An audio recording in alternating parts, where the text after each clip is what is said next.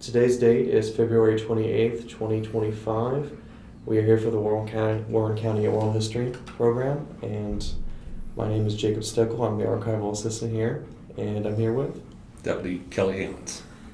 Thanks for coming in. And for audio's sake, if you hear a little bit of a toy being snapped, that is Vader. Yes. All right. And your official title is just Deputy? Deputy Sheriff, and then canine handler. Canine handler. All righty. When and where were you born? I was born in Middletown, Ohio. Oh, all right. Nearby? Yes. On the county line, or? Middletown Hospital. All right. Did you grow up there in Middletown? I grew up in Trenton. Trenton? Trenton, Oh. Ohio. Is that, how far west of that, from Middletown? Is there? Next town over. Just the next town over? I thought so. I always hear it on the radio. Yeah. All right. You grew up there too? Grew up there. And how long have you lived there? Or I lived there until I was 27. good. Wow. So you were already an officer by the time you were leaving and still living there. Then. Yes. All right. Did you have any jobs prior to working for Warren County? Through high school, I worked for Shaker Run Golf Club. Hey. Mowed grass. Oh. Yeah. The typical Hmm. summer job for a kid. Oh yeah. Did they give you a break on doing any of the courses, playing any You can courses? play for free Hey. anytime you want it. All right. That makes sense to me if you mowed it. Yep. Crying out loud. Did you always work for the sheriff's department? After I graduated high school, I worked for AK Steel. It company inside of it, Johnson Controls. Worked in a mail room, Mm-hmm. the shipping department. We did microfilm, Hey. print shop, the whole shebang for AK Steel. And I came from there to here in 1996. Awesome. And you were, how old were you when you joined the force? 23. 23 at the time. That's a lot of different stuff to do right before 23. It is. Man, you're doing that along with going to the academy? How long were you there? I started here as a corrections officer in 1996. Oh, I see. I worked in the jail for 4 years. During that time, I put myself through the academy while I was still working, full time here. So I did the police academy at night. Makes sense. Makes sense. Was there anybody in particular that helped you get your start here, or you just thought that continual up the ladder would be? Major Gary Miller was who introduced me to even coming over here as a corrections officer. Oh. He actually gave me the great pointer that if I told them he knew I wanted to be on the road, at that time it was Sheriff Harris and Colonel Everett. If you wanted to go to the street to be a deputy and you were hiring as a corrections officer, if you told them that, they would not hire you. Oh. They wanted you to stay in the jail for your entire career. Oh, So I interesting. knew that tidbit come in when I did my interview process, so I did not let on to that I had dreams of going to the street. So Was there an attitude of people coming in wanting to, glory seek's the wrong word, but why do you think they were? a lot of people knew that going into the jail was a place to get your foot in the door, to get into the field. So they wanted people that wanted to stay in the jail versus you were in the jail for so long and then you come out and work the street. It was just the turnover rates. They didn't want to keep having to turn over constantly. That makes sense. I wouldn't have thought of that. Did they have a high turnover rate over? Back then, no, Oh. because most people hired in to do a 30-year career. 30 years, my goodness. That would have been a bit too long for you, huh? Longer than what I wanted, yes.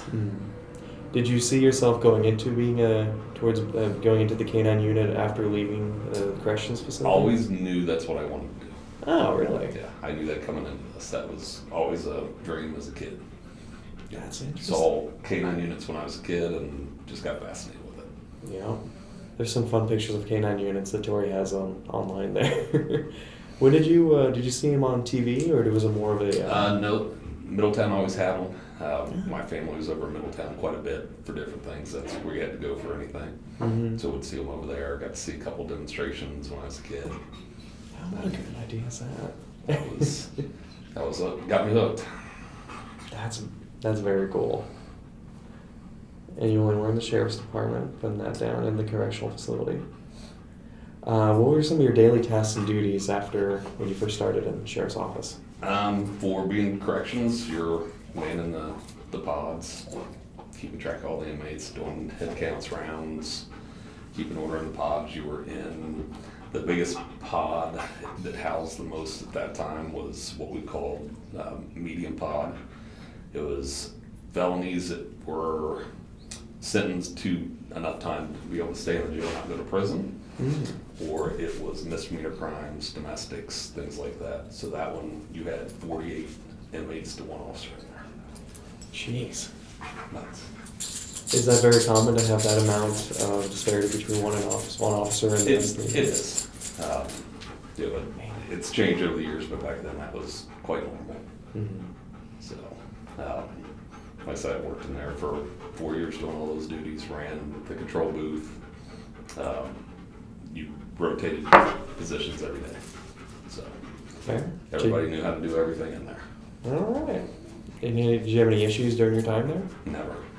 A couple different fights with people. It normally happened when they were coming into the facility and hooked in. And it was either people that were drunk or on drugs, things like that.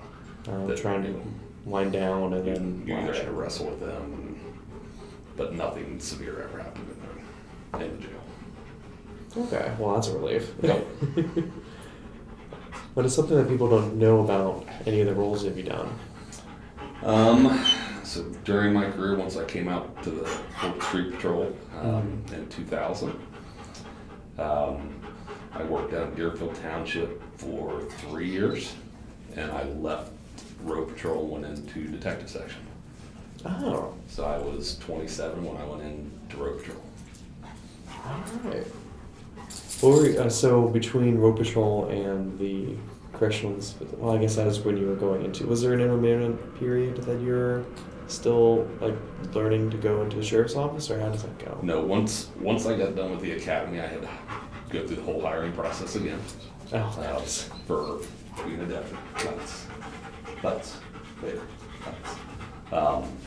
So yeah, I had to go through the whole hiring process again, retest. Went through the whole process. I was already interviewing also with Franklin PD. And Bob Otto at the time was a captain and knew that. And he was one of them that was pushing my process quickly because I was almost done with Franklin's. Mm-hmm. So I was set to go to psych for Franklin PD on December 3rd. Of 99. Kind of close. They started my background process here at the sheriff's office and had me scheduled for background on December 2nd. Because Bob was so adamant he wanted me to stay. He did not want me to leave the county. All right. Yeah, So you got to be competitive sometimes, but man, that is quick. Did you have a preference one way or the other? I wanted to stay here. Hmm. This is where I'd already worked 4 years. I knew all the court systems. I knew all the deputies, all the corrections officers, new policies, procedures. So yeah, this is where I wanted to stay. Absolutely. Oh, I realized I didn't cover some of your daily tasks and duties as a canine unit, because that was until... I started canine in 2009. Okay. Is when I started that. Gotcha. So our daily, when I started with my first dog, that was Tango. Again, we started Tango and Cash at the same time. I worked 4 to midnights, County Road Patrol. Ooh. I did the same duties as every other deputy. I just had a canine with me. So they normally kept me in what we consider District 3 because it was the most central in the county. That way, if anybody needed the dog inside the county, whether it was sheriff's office or any other agency, if I wasn't already on a call on my own or it was something a supervisor would say, somebody else go pick this up, and they would send me wherever else with the dog. Makes sense. Ship you out where you needed it. Yep. And I know we mentioned it before in the interview, but there was Cash and Brian who were part of the... Yes. Mhm. So Brian Lewis, at that time, Brian Lewis had 2 dogs in his car. Oh, He had Kilo on one side of the car and had Cash on the other. I didn't realize they were both in there. And we got a full kennel and had a divider built in the middle by our garage. Yeah. And he had one on one side, one on the other. We turned Cash into a dual-purpose canine after a year of service, so that he could also do tracks and apprehension work, articles, building searches, area search. So That's interesting. And you said he was a black lab? no, Cash was a Belgian Malinois, He was a male. Okay. and then Kilo was a black lab. Gotcha. Must switched it in my head, and I Yep. couldn't imagine a black lab running running offensive like that. Yeah, not normally. Mm-mm. My grandmother has a overfed blonde lab, so Okay. I can't imagine that dog going off. So you just run some of the similar. So you and Tango, Maverick would be running around the county. Yes. Did you have? You're just in the central district, huh? So for the first 5 years I ran Tango, we were a district car. Mm-hmm. When Brian Lewis retired, Kilo and Cash both, from age, and Cash ended up getting cancer. Oh. So his career was short. Mm. I took over the role of interdiction canine and worked with the drug task force. If I wasn't on search warrants or by bus with them, doing traffic stops for them, then I was out on the interstate. Okay. Looking for drugs out on the interstate. So I did that for another 4 years as the interdiction officer. We brought on Axel, who Sergeant Jack Simpson was the handler of him. He took my spot on 4 to Midnights. I went down and took the interdiction line. And like I said, did that for 4 years until I retired Tango. I retired him at the end of 2019, or 2017.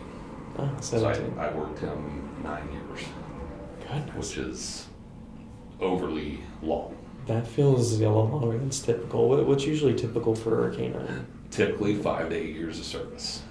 That makes more sense. 5 to 8. Interesting. It depends how well their body holds up. Mm-hmm. Tango's body held up phenomenal. And he was the one dog in this county that everybody was scared of. I heard some stories about him that he couldn't make eye contact. No, and he was very dominant dog. So, very good at his job.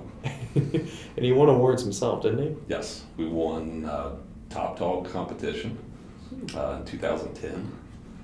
So there's about 25 dogs that participated in Southwest Ohio with the Elite program, and we got Top Dog out of that. Oh, interesting. And it's more than just, isn't just agility, is it showing? It was, so the competition itself was, you had to do narcotic work. So the first scenario you went through, you came out onto the football field track. Mm-hmm. Can't remember what high school it was we used. They had 3 automobiles parked out there that were all spaced apart and had suitcases in between. So there were 4 to 5 suitcases in between each car. You had to start basically at the goal line. And as soon as you and your dog crossed the goal line, your time started. You had 3 hides out there. Your dog had to not only find them and indicate on them, you had to be within a foot of where the hide was, and you had to be able to tell them where you thought it was off your dog's indication. When you finished at the other goal line, your time stopped. So we ran that drill itself in 69 seconds. Ooh. Cow. Brian Lewis was there with Kilo and Cash both. The only reason he didn't beat me is he had to use both his dogs for the competition. Was that his complaint? No, he didn't complain. So him and Kilo ran the narcotic part in 60 seconds. So we were 9 seconds slower. The second place dog ran it in 1 minute and 69 seconds. Oh wow, that is a huge margin of a whole minute. So that was a big deal for us.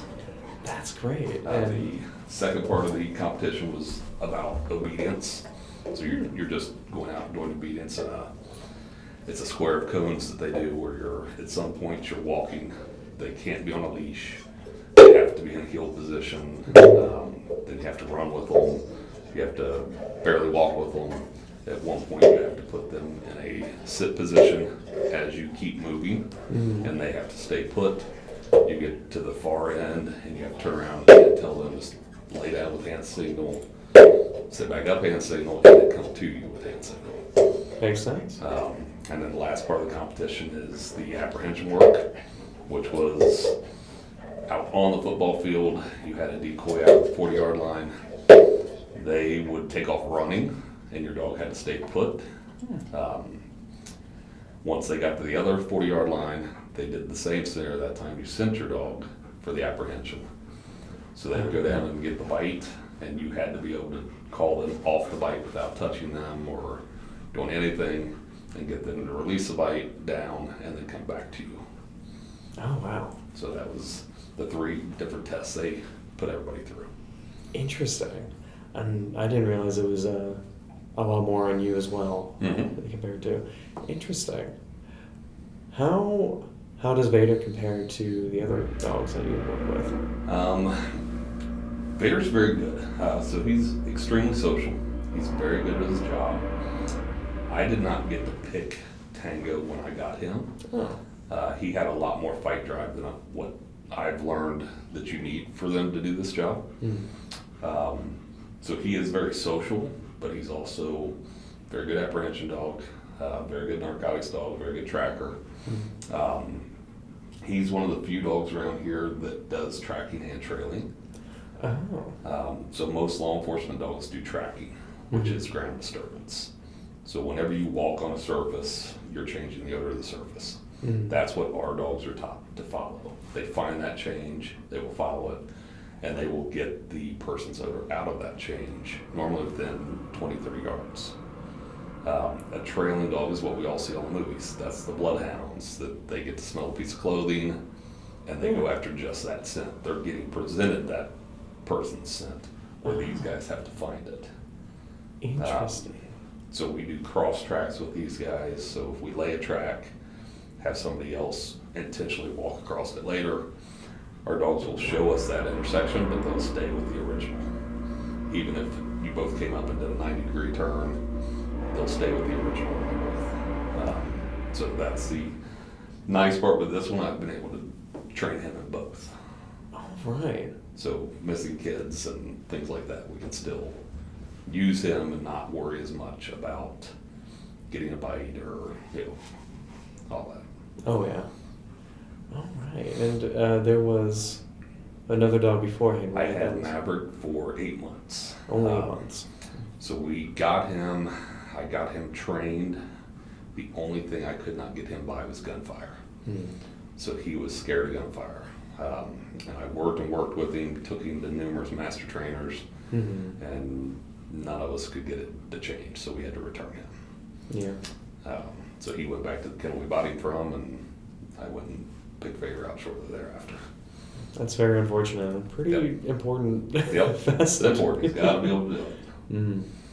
What is there a specific kennel you guys get the dogs from, or? We go all over the place. Both of my dogs have come from Germany. Tango ended up flying into the country to a kennel up in Cleveland that bought him. Oh. He was there for a week, and then a kennel in the Carolinas bought him from there. Was there for a week, and that's where we found him. Oh. Maverick, we went through a place called Shallow Creek Kennels over in Pennsylvania. That's where we've also purchased Luna, our jail canine. That's where she's from. Kennel she's from. And then Vader actually was brought back by Mike Shartner, who was originally a Lebanon PD officer, then went to Franklin PD, was a canine there, but he's actually from Germany. Oh. So he goes back and forth to Germany and normally brings dogs back because he does schützen work. So he normally would bring 1 or 2 back, and that's where I got him from. Oh, wow. That's way more of a direct connection than going through the kennels. Yep. Yeah, that's impressive. Does he still work for Franklin? No, he's retired. He's actually moved back over to Germany. Oh, no kidding. Yep. He went back over to family. That's, yeah. So Ties that bind. How often do you interact with the public? I'm sure it's... every day. Yeah. During my career, when we tallied up my canine stats over my whole career, we did over 300 demos. So, Wow. because I've been doing canine for almost 17 years, so. Jeez, yeah, no, that'll be, and that's just demonstrations for like schools, kids. Schools, Boy Scouts, Girl Scouts, Really? The National Night Outs. We do demos at all those. The sheriff's office normally does it for Clear Creek Township. Okay. They seem to ask us at the beginning of the year every year so they can guarantee that we won't book somebody else first. It'll help. I remember seeing canine units in Boy Scouts, Mm-hmm. so that's I get it. So, Wow, I would have thought there was that many demonstrations that almost amounted to a full year for you here. we do every DARE graduation Yeah. for all the schools. So that's kind of the bonus gift for the kids at the end of that class. Mm-hmm. So we do all the ones from the sheriff's office DARE classes. We've done them for Franklin's DARE classes, Lebanon's DARE classes. We do Kings, Little Miami, Waynesville, Carlisle. Whole of the county, it sounds We like. pretty much have done demos for everywhere in the county. Man. So Is that what would you say is your favorite portion of your position? Would it be the demonstrations or I like doing the demos. I like teaching the kids how these guys work, what Mm-hmm. they do. You have so many of them that are either scared of the dogs or think all they're there for is to bite. Yeah. And that's a very small portion of what we do with them. Mm-hmm. Majority of things we do with our dogs, especially in this area, is narcotics work and tracking. That's the two biggest disciplines we do. Makes sense, given just the location of Mhm. Ohio and having Yep. been that, yeah. Interesting. And that's a good way to destigmatize and not scare any Mhm. kids. I know my great grandfather, terrified of animals, and because of his innate fear, he scared just typical pets that would normally be Correct. skittish. Yep. It makes a world of difference. Yes. Do you feel like it's been rewarding? Oh, yeah. Canine has been very rewarding for me. That's why I've been willing to do it so long. Absolutely, yeah. Body's taken a massive toll from it, but yeah, it's been worth it. Has there been a lot of issues like that? For You said your body's taken a toll, so referring to engaging in patrol or working with animals, what part would it be difficult? I mean, no matter if you're canine deputies, you're still wrestling guys, fighting with people here and there. You know?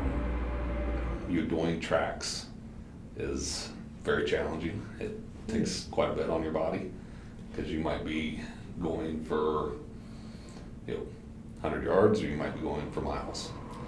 Yeah. I think the longest track I've done in my career was almost 6 miles. And you have to take into account you're in full gear. Yeah. So I'm 35 pounds heavier in full gear than I am normally. Vest and all? And if you're doing that, especially at night, you don't use your flashlights because you don't want to give your position away. Mm. So you never know if they're armed or not. So when you're doing tracks at night, you're not using flashlights, so you're tripping over logs and tree branches hitting you in the face. So. Yeah, you're just running a bit of everything. Yep. I'm just curious if that's still, because I remember reading an article that you came up in when you were looking for a 72-year-old Alzheimer's Mm-hmm. patient. Is that still standard to do, to not give away your position to It depends on what you're tracking. So Mhm. anytime I tracked for a missing adult or a missing kid, I always turn the flashlight on. I'm not worried about them seeing us coming. Mm-hmm. And that also helped me so my dog doesn't get close enough to them to be able to bite them.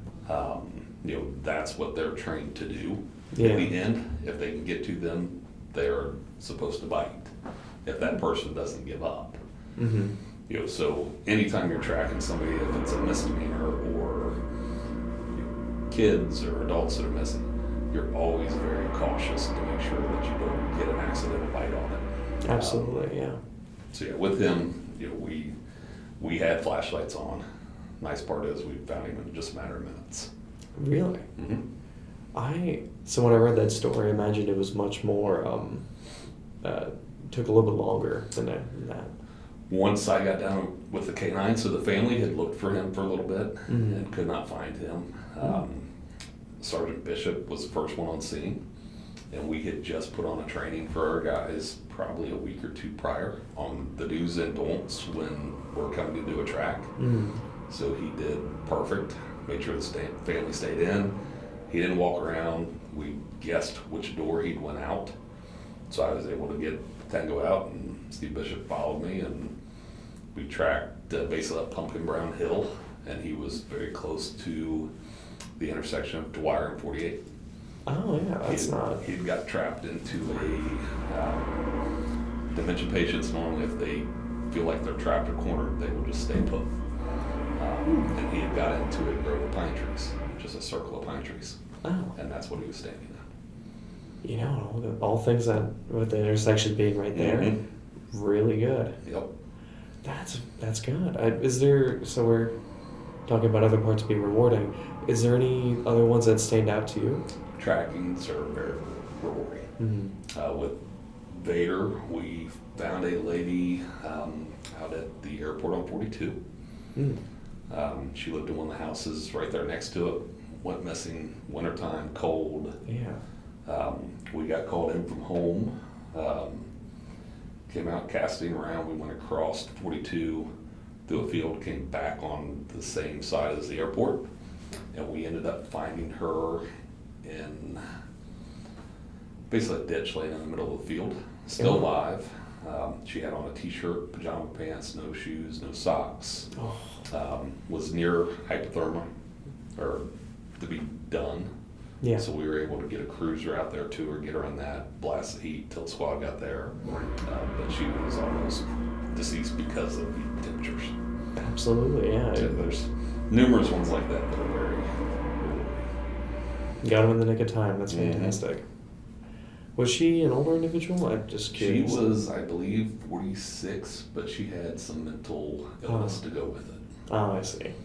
My mother works in social work, so I have an understanding of some of the difficulties that people have to deal with that. So that makes sense. The Alzheimer's too comes up all too often. Yes. So you mentioned rewarding. Some of the challenges that you and your different Tango Politics always. They're Really? always challenging. Okay, I wasn't expecting you to go those lines in first. Interesting. What made it challenging? Just the way everything gets perceived, the way we do our job. That part of it, just people not understanding what we're doing and why we're doing it. When you bring the dogs into play, kind of the rules change to a point. A lot of people don't understand that. Especially as the marijuana started to get legalized, medical, recreational, it makes a lot of things change. So those types of the politics are a little frustrating here and there. That's interesting. And did it affect the canines training? It does. So our new dogs now are not trained on marijuana anymore until they figure out how it should be done. Right. There's no point in training. So. Has there been an instance of somebody obtaining marijuana legally and then a previously trained dog still citing that as a drug? Vader is still trained on it. So we still use them. Until there's final judgment through Supreme Court, the way we've kind of looked at it is it's still a narcotic. That's what he's trained to do. Yeah. And you're only supposed to have it in certain conditions. You're not allowed to smoke it inside of a car. So you can tell the difference between burnt marijuana and raw marijuana. True. I didn't know you couldn't.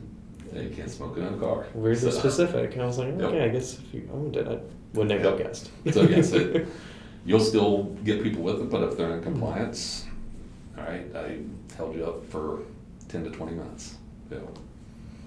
Kind of look at it as that's the the name of the game or the way it goes sometimes. So right, it's the ever-changing atmosphere of what's happening. Correct.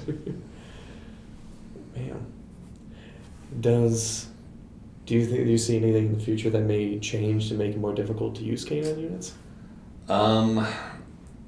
Depends. So there are places out California side that are trying to disallow canines being used. Oh, completely. Because of the bite work stuff and things like that. So there are people that try to stop it. They're an invaluable tool. They are very good at what they do. They're trained very good at what they do. They've saved numerous people in different ways. They've saved officers' lives. So they're a very good tool. Yeah, I mean, especially just little, like, people always think of the bites, and that's always been the most visual thing that you see on YouTube or what have you. Yeah, I think that tracking is much more of a... Tracking's a very good tool. Yeah. Article search is a very good tool. So the article search, it can be finding somebody's keys. It can be finding a gun that's been tossed. Interesting. So they are trained to find something that's been dropped that's got fresh human odor on it. So even when you're tracking somebody, we've tracked burglary or robbery subjects that have dropped jewelry along the way, or trying to take off clothing, and the dogs will lay down and indicate on it, so you're on the right person. Huh. So. Wow. The sense of smell is boggling. It is. Are there any coworkers or superiors you've had in the past that you'd like to highlight? No, Bill Myers, our next up and coming canine. He's doing a very good job with it. So hoping he keeps running with it the way he should. Absolutely. Tim Lamb, who's retired, he was in the jail when I was in the jail before I came out. He helped me make it through the police academy. All right. So they changed our schedules once they found out that we were going to the academy. There was a few of us that were going to the academy. So they came up with a schedule which was a 4-1-1. You had to work 4 months of your primary, 2 months of the other shifts, one of each. And it was trying to stop us from being able to finish our academy classes because our academy was 6 months. Ooh. So you had to do at least one turn on 4 midnights, and that's when your academy was. Yeah. So he allowed me to do a shift switch with another employee in there for the entire month, so I could finish my academy out and be able to get through it. That's excellent. Yeah. I always like hearing people being amenable to situations, especially with higher education. That's great. Did you, so I put, it comes up often, but I put Sergeant Brian Dooley in here. Yes. Is that somebody you're familiar with personally? I went to high school with him. Did you? Grew up with him. He was an Edgewood kid as well. He was a grade behind me. No kidding. So I've known Brian since he was a little kid too. So that was a big night. Yeah, it would be. I know when I talked to Chris Cressup earlier, he didn't know him that personally. He did cite situations that he felt that were comparable, like he was trying to set tax strips on the highway as well. It's would you like to speak on how it impacted you? It was big. Not only did we go to school together, we both, once we got married, had kids, we both lived in Middletown, not far from each other. We were both stationed down in Deerfield. So we would park our cruisers here at the main office, and one of us would take the other one in each day. So we'd come get our cruisers, go down to our office, and then drive back to the office and go home together.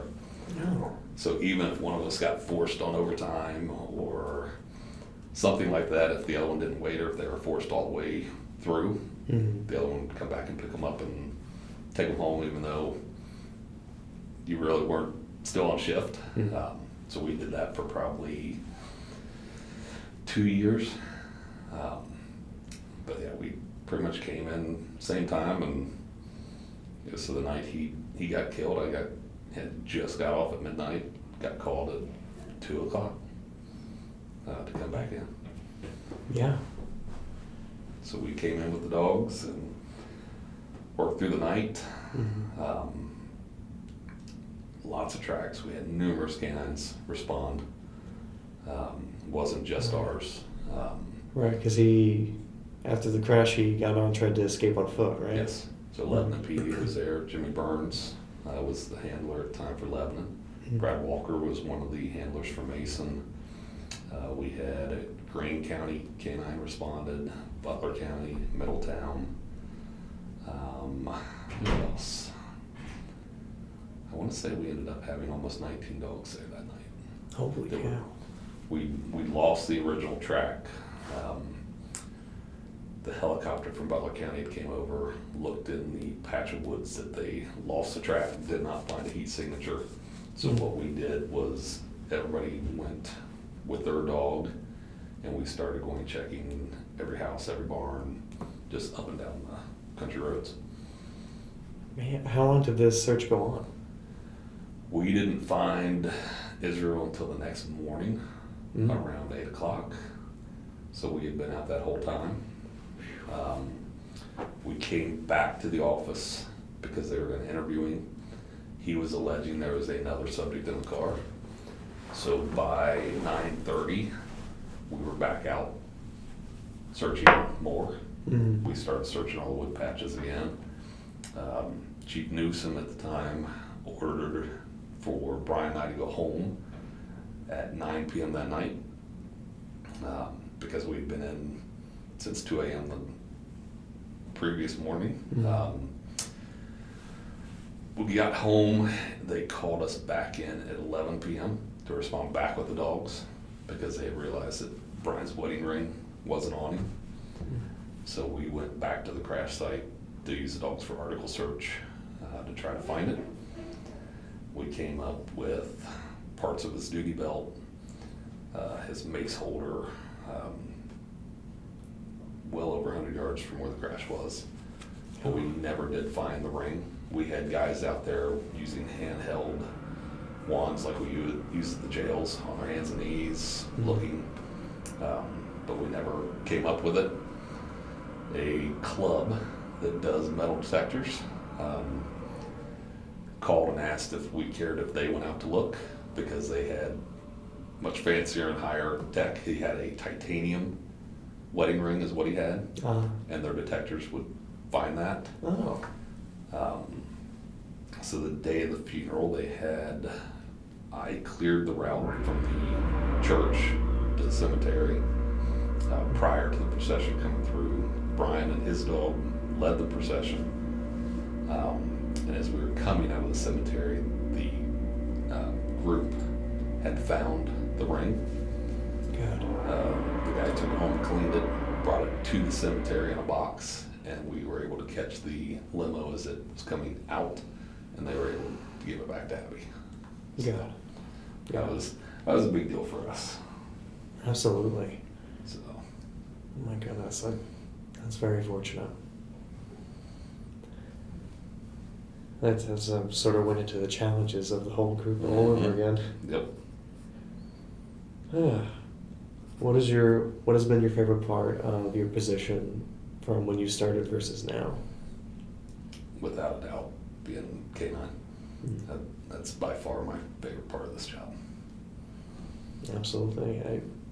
I've had a massive passion for it for years. So yeah, that's by far the best part. That's fantastic.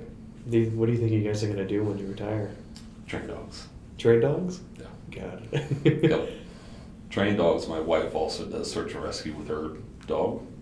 Oh. So her dog's a cadaver dog and trailing dog.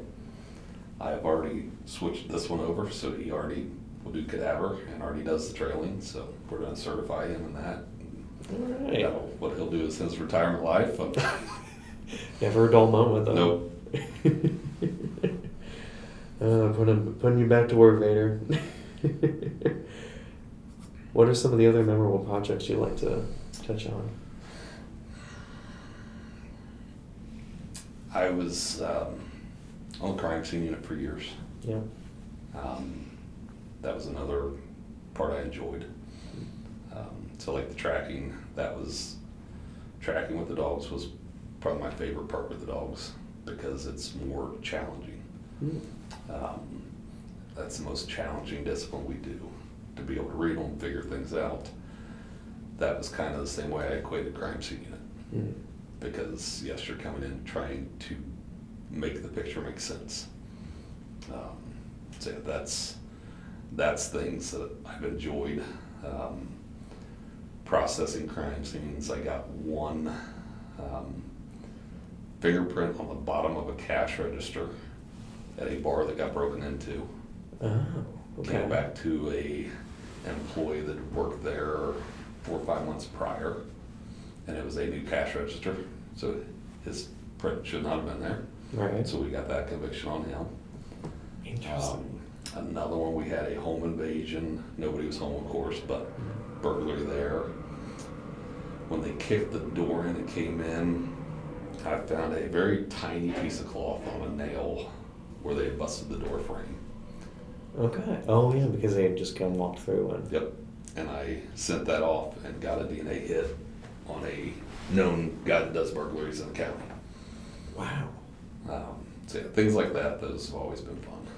That's very cool, and that's really nice to be able to apply that sort of methods to the crime scene. And how often would you bring in the canine into like a post scene like that too? Inside the houses, not a ton. We would use them outside. Yeah. A lot of times I would do article searches.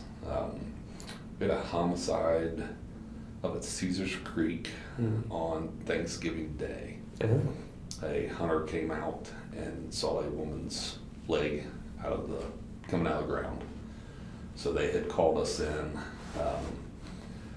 to come out and search. We ended up finding a marijuana pipe that was not far from it. They were able to get some DNA off of that. We had a officer that was sitting out at the edge of the roadway watching the area, and he noted a car that drove by twice. And that ended up being the boyfriend, or I can't remember what it was, that's who killed her and buried her. But he got spooked off before he got her completely buried. So yeah, we would bring them into the scenes sometimes, but not a ton. Just depending on what kind of scene it was. Interesting. And I didn't think about outside versus inside comparison. Interesting. And I suppose, it always leads outside as well, especially if somebody's trying to leave or escape. And I'm kind of surprised how easily some people return to the crime set, or even leaving different pieces behind of whatever they were using at the time. It's just shocking. Is there any part you would see on TV or any sort of thing in pop culture that you find is not true about working with actual canines?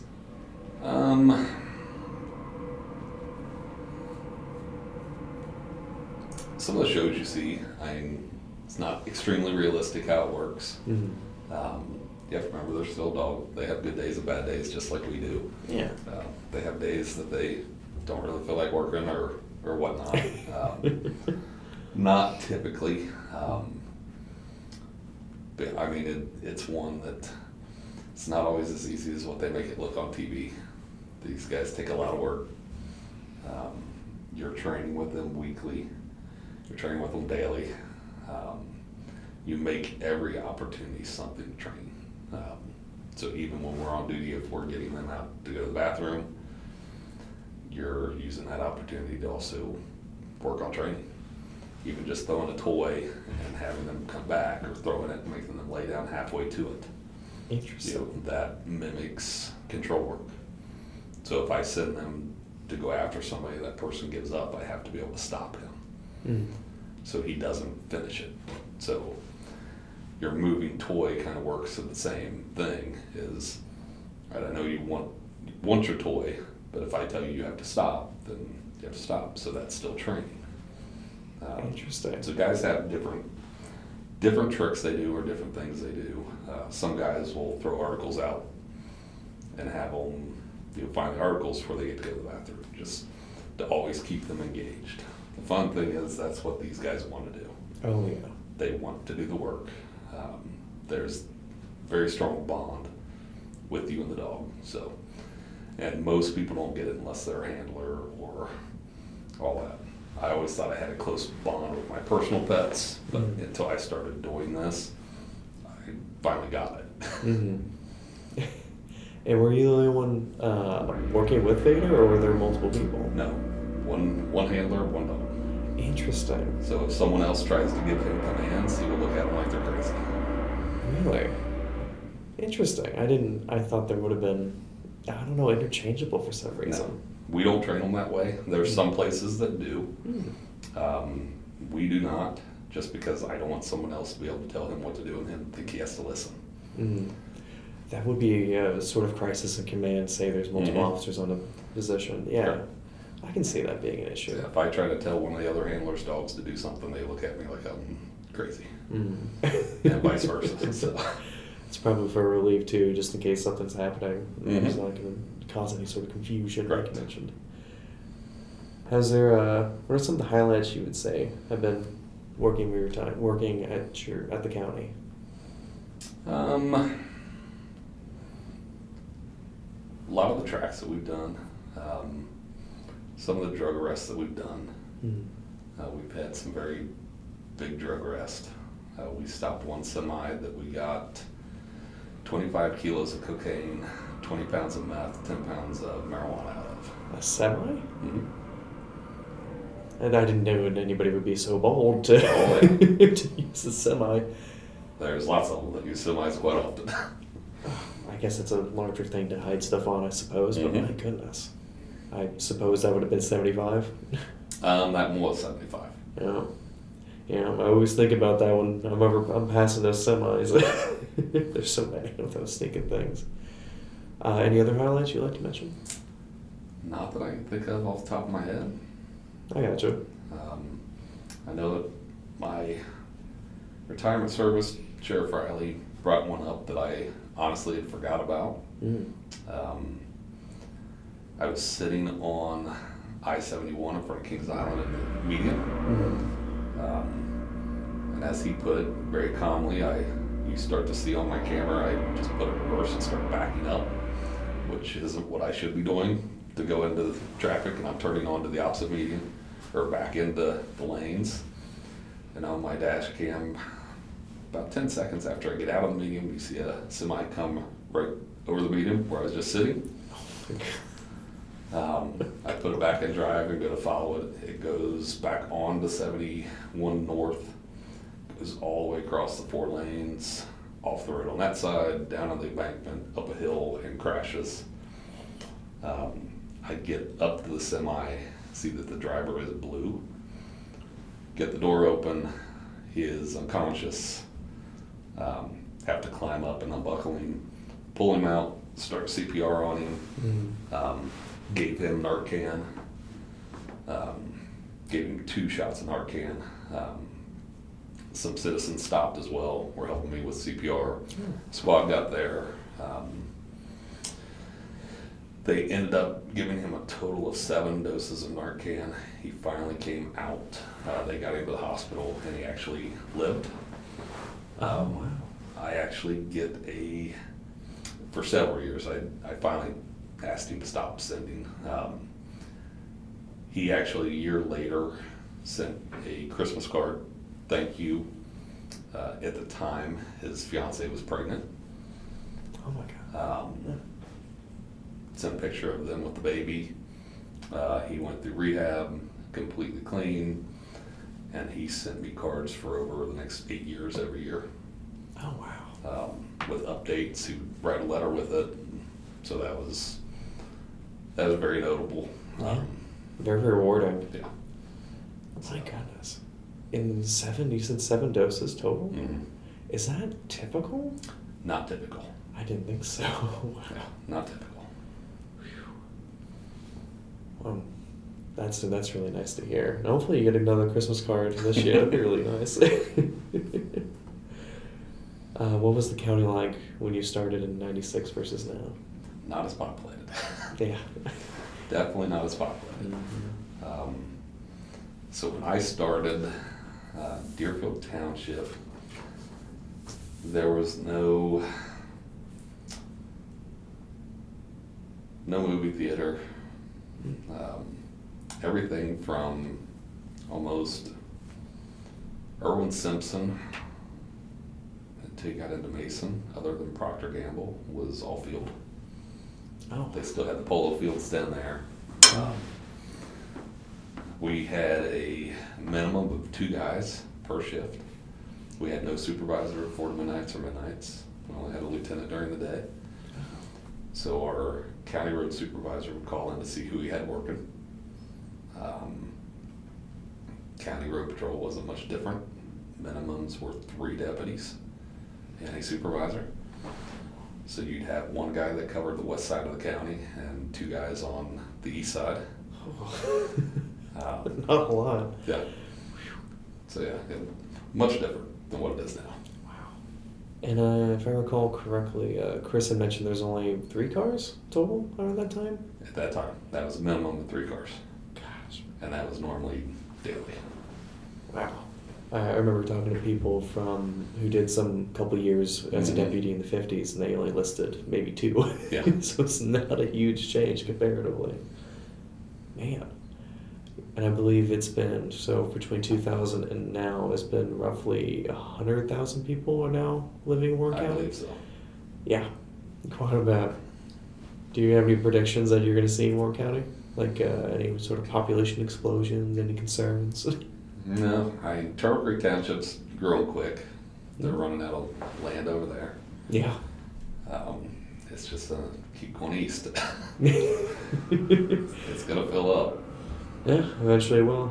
I've talked to farmers a lot, and they would always cite their farms being bought up and whatnot. Yep.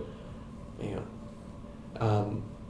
So did anything significant happen in the county government while you're working here? Anything like you'd like to mention, like the recession, COVID, 9/11, that sort of thing? Not really. I mean, it kind of, to me, stayed the same. The way we ran as far as the office, so. Right. I mean, you couldn't do a whole lot, but given, like, you couldn't do a whole lot different, I would imagine. No, we didn't have a whole lot of choice. Mm-hmm. What about the construction of the campus or the sheriff's office? That was nice to see. So when I started in '96, they had just built what they now would call the old jail. Mm-hmm. The week I started, they had just switched from the original jail here that only held 87 to what they now call the old jail. And when I started, they only housed 193 when I started out. Not a lot. When they closed it, I think they were up to 300 and something. And now they can hold up to 500, so. I remember talking to Sims about the same thing, and he was talking about how he tried to expand the old jail as much as he could, using all different old rooms that would have been like matron quarters. Yes. And any little thing to get that as much space as you could. He maxed that jail out for sure. Just wild to me. I mean, I think everybody appreciates they're trying to use as much as they could, but goodness.